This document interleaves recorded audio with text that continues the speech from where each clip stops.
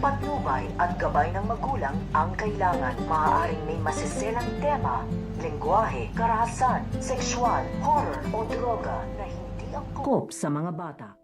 Dahil ito nga lang si Joyce ang makakapasok dito nga sa kwarto nito nga ni Lucy at ito nga ni Darius, ay siya na nga dito ang maghahanap ng libro na kanilang kailangan upang makabalik na nga sa dati ito nga daw si Lucy. Kaya nga ito nga si Joyce ay nagtanong nga ito nga kay Manang Biring kung nandito nga daw ba ito nga daw kanyang best friend na ito nga daw si Lucy. So ito naman si Manang Biring ay sasabihin nga niya dito nga kay Joyce na kakaalis nga lang daw nito nga daw ni Lucy. Kaya nga ito nga si Joyce ay nagdahilan na nga lang ito dito nga kay Manang Biring na magtutungo nga ito dito nga daw sa kwarto nito nga daw ni Lucy dahil may hinahanap nga lang daw itong damit at kukuhanin na nga lang daw niya ito at pumayag naman dito ito nga si Manang Biring.